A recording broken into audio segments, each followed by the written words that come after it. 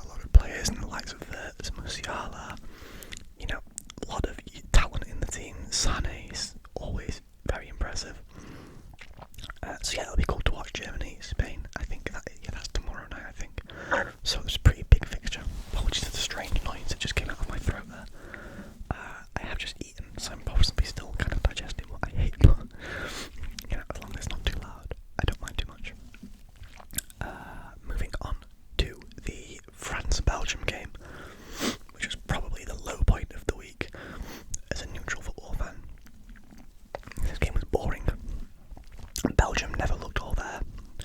France haven't looked all there all tournament, and still managed to score a deflected goal from Kolo Muani to win 1-0. I think it was in the 85th minute, meaning that only one France player has scored directly this tournament.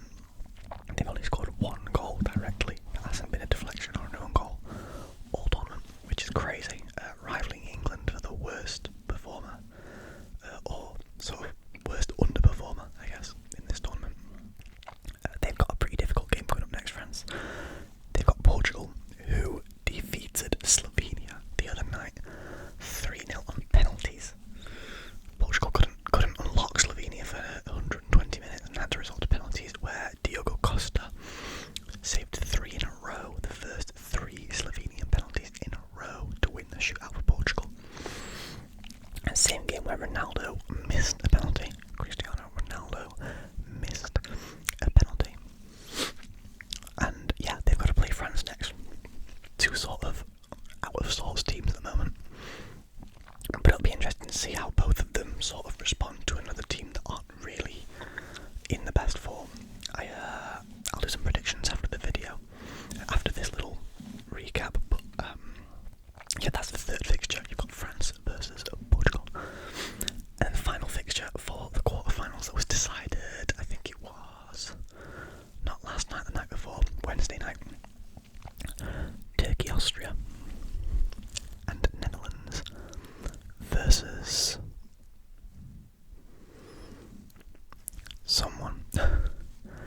That's who Germany beat. Germany beat Denmark, I believe. I want to say. But Netherlands, I know they won 3-0. Romania. The Netherlands beat Romania 3-0 to advance. Cody Gakpo with the opening goal and Daniel Malen with the following 2 to score a brace for the Netherlands the other night. They played really well. Gakpo has been another contender for player of the tournament so far. I think he's been really on form for them, despite their sort of patchy form in the group stage. Also just very unlucky with the structure of the group they were in. But yeah, Gakpo's been very good.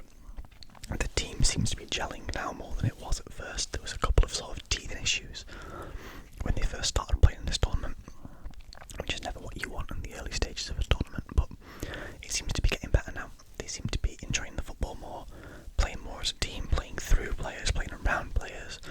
You know, how you expect the Netherlands to play football. And then Austria, Turkey.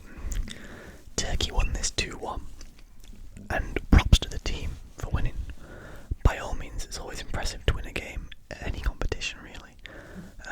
But I don't really like the way in which Austria lost this game. So, if the score was 2-1, if I hadn't said that already, and Turkey scored very early, and then we're 2-0 up, and Austria had to come back. Now that's fine, Austria scored the 1 goal, missed a couple of big chances to make it 2.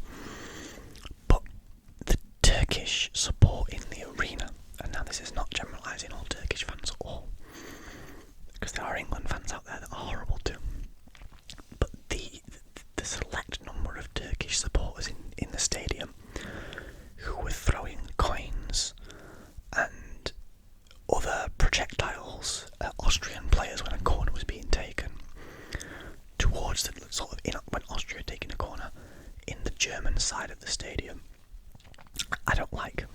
I've seen it done before and I really hate it. I think people have been banned from Premier League stadiums for that kind of behaviour, so I hope we see some kind of repercussions there, because it's not on, really. It's not nice to see. But as I said, props to the Turkish team for the mentality. Getting 2 up in the first place against a very informed Austria side is impressive.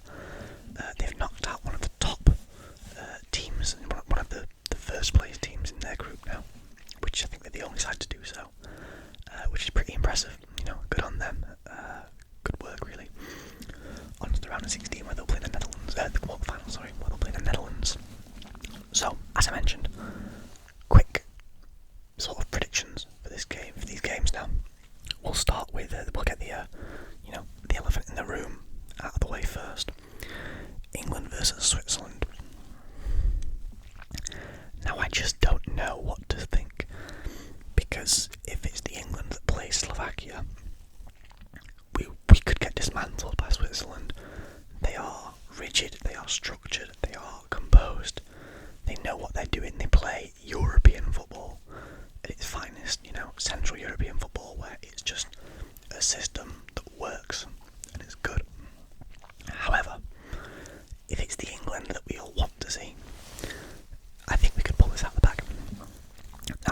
prediction in 90 minutes is going to be 2-2.